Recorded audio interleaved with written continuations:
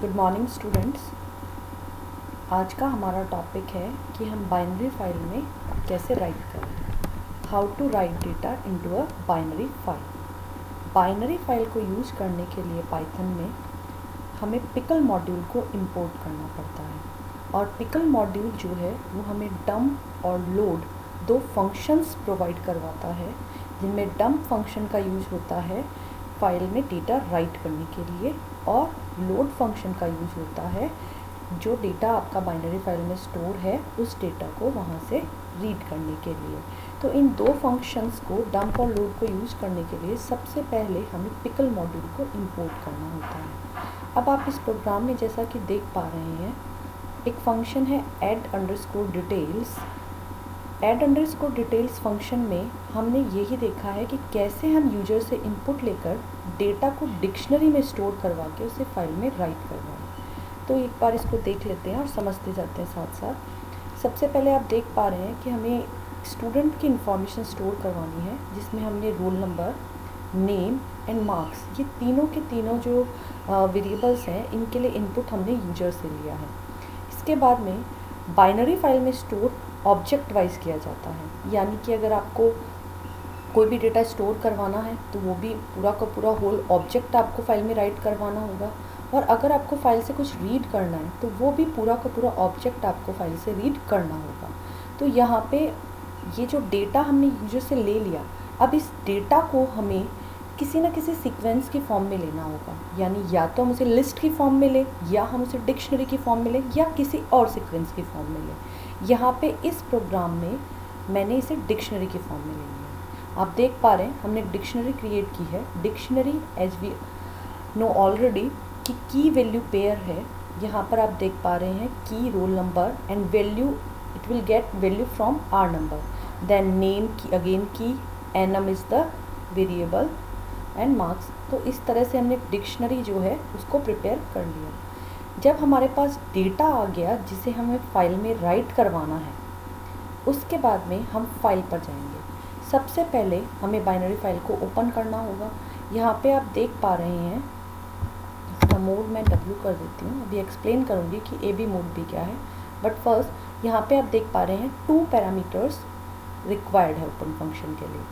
First parameter है आपका name of the file, and second parameter is the file mode. Name of the file जो भी आपको अच्छा लग रहा हो वो आप ले सकते हैं इनिशियली जब आप वर्क कर रहे हैं राइटिंग मोड के लिए, क्योंकि अगर कोई फाइल नहीं एग्जिस्ट करती और आप उसे राइट मोड में ओपन करते हैं तो वो फाइल क्रिएट हो जाती है। बट अगर आप किसी फाइल को रीड मोड में ओपन कर रहे हैं और वो आप कोई भी नाम ले लें या वो फाइल एग्जिस्ट नहीं करती तो एरर आ जाएगी। तो यहाँ पे क्योंकि हम इनिशियली राइट ही कर रहे हैं तो हम student.dat नाम की एक फ़ाइल ले लेते हैं। अब यहाँ पे आपने इसको राइट मोड में ओपन किया है, तो क्योंकि ये बाइनरी फाइल है, क्योंकि W मोड रिप्रेजेंट करता है writing text file. By default text files होती हैं, तो W मोड भी टेक्स्ट फाइल में राइटिंग मोड को स्पेसिफाई करता है। तो यहाँ पे फाइल मोड W भी बताता है कि आप राइट करना चाहते हैं बट इन बाइनरी फाइल, तो ये W भी फाइल मोड हो गया। फाइल मोड हम कह सकते हैं कि पर्पस, कि हम फाइल ओपन क्यों कर रहे हैं। जब हमारी फाइल ओपन हो गई और हमने स्पेसिफाई कर दिया मोड को भी, इसके बाद हमें फाइल में डेटा को राइट करवाना है। अभी मैंने आपको ऑलरेडी बताया कि दो फंक्शंस हैं हमारे पास, डंप और लोड। तो डंप फंक्शन के थ्रू हम राइट करते हैं, क्योंकि एक मॉड्यूल फंक्शन है और फंक्शन का चैप्टर हम ऑलरेडी पढ़ चुके हैं। तो आप जानते हैं यहाँ पे कि मॉड्यूल फंक्शंस को यूज करने के लिए हमें पहले मॉड्यूल और डॉट फंक्शन नेम लिखना होता है। तो मॉड्यूल यहाँ पे हमारा पिकल है और हमारे फंक्शन का नेम डंप है, तो पिकल डॉट डंप करके हम यूज करेंगे इसको। इसके बाद ये दो पैरामीटर्स लेता है। फर्स्ट पैरामीटर कि जो भी ऑब्जेक्ट आप राइट करवाना चाहें फाइल में, मैं ऑलरेडी बता चुकी हूँ आपको यहाँ पे कि यहाँ पे हम सिंगल वैल्यू नहीं एंटर करवाएंगे बाइनरी फाइल में, it will write whole object. तो यहाँ पे आपको अभी हमने ऑब्जेक्ट क्रिएट कर लिया है कि जो सिंगल डेटा था उसको हमने किसी ना किसी सीक्वेंस या ऑब्जेक्ट की फॉर्म में ले लिया है। यहाँ पे जो हमारा डिक्शनरी है, तो हम सबसे पहले डिक्शनरी का जो रेफरेंस है दैट इज़ D, उसे ले लिया, और फिर ये डेटा राइट कहाँ करवाना है, तो राइट हम student.dat में करना चाहते हैं, जिसके लिए रेफरेंस F है। तो यहाँ पर हम दो पैरामीटर लेंगे, क्या डेटा राइट करवाना है और कहाँ पर राइट करवाना है। तो फर्स्ट आपका होगा जो ऑब्जेक्ट का है आपका रेफरेंस, डिक्शनरी, लिस्ट, वॉटएवर जो भी आप ले रहे हैं, और सेकंड होगी आपका फाइल का रेफरेंस जिस फाइल में आप राइट करवाना चाहते हैं। बस इस एक स्टेटमेंट से ही आपका डेटा जो है राइट हो जाएगा। और हम चाहते हैं कि कोई ना कोई मैसेज भी वहाँ पर डिस्प्ले हो, तो हमने यहाँ पे एक मैसेज डाल दिया कि राइट सक्सेसफुली, कि इतना अगर वर्किंग कंप्लीट हो गया तो हम एक मैसेज भी डिस्प्ले हो, क्योंकि इस प्रोग्राम में आप देख पा रहे हैं कि रीडिंग के लिए कोई ऑप्शन नहीं है हमारे पास, तो हमने एक बार इसको राइट के लिए बना लिया। तो ये आपका राइट का प्रोसेस रहा। इन केस कि आप मल्टीपल रिकॉर्ड्स एंटर करना चाहें तो आप क्या कर सकते हैं, या तो आप यहीं पे लूप यूज़ कर सकते हैं, या फिर अगर आप इसको फंक्शन में बना रहे हैं, आपने ये एक फंक्शन बना लिया है, तो आप इस फंक्शन को मल्टीपल टाइम कॉल कर सकते हैं। रीयूजेबिलिटी कोड जो फंक्शन की स्पेशलिटी है कि हम एक फंक्शन क्रिएट करें और उसको अगेन यूज कर सकें, हम उसी पर वर्क करेंगे यहाँ पे। तो हम यूजर से चॉइस लेंगे कि वो कितने नंबर ऑफ़ रिकॉर्ड्स एंटर करना चाहता है। तो हमने यहाँ पे एक वेरिएबल ले लिया चॉइस, और उसमें हमने स्टोर करवाया y, और एक लूप लगा दिया कि टिल दैट चॉइस की वैल्यू y रहे तब तक ये ऐड अंडरस्कोर डिटेल कॉल होता रहे।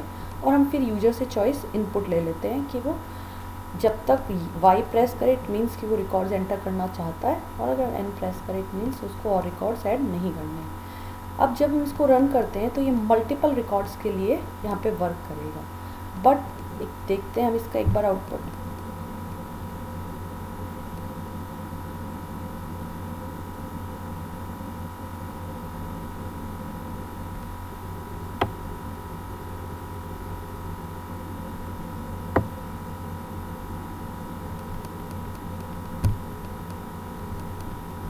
हम इसको रन करते हैं।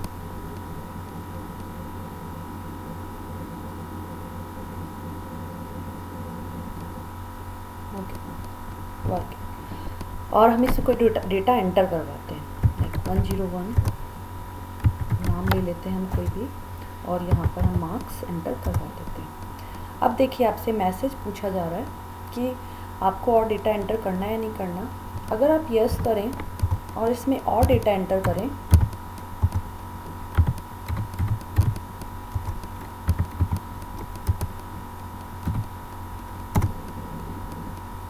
आपने यहाँ पे, हमने क्योंकि इसको 2 बार रन कर दिया था इसलिए हमसे दोबारा पूछ रहा है। तो यहाँ पे आप देख रहे हैं आपने 2 रिकॉर्ड एंटर किए हैं, बट अगर आप इस फाइल को ओपन करके देखें तो आप पाएंगे उसमें एक ही रिकॉर्ड है अवेलेबल है।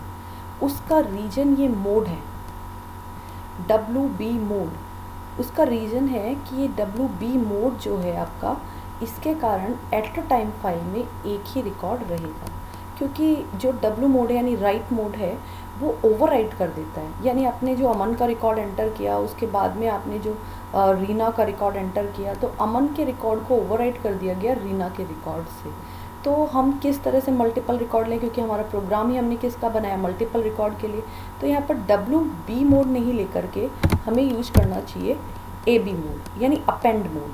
हम टेक्स्ट फाइल में ऑलरेडी जानते हैं अपेंड मोड क्या वर्क करता है। अपेंड मोड क्या करता है, जो आपका डेटा ऑलरेडी है उसमें और आगे रिकॉर्ड्स को ऐड कर देता है।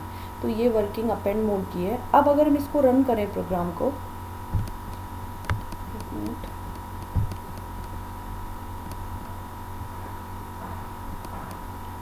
और हम इसमें ऐड करवाते हैं रिकॉर्ड,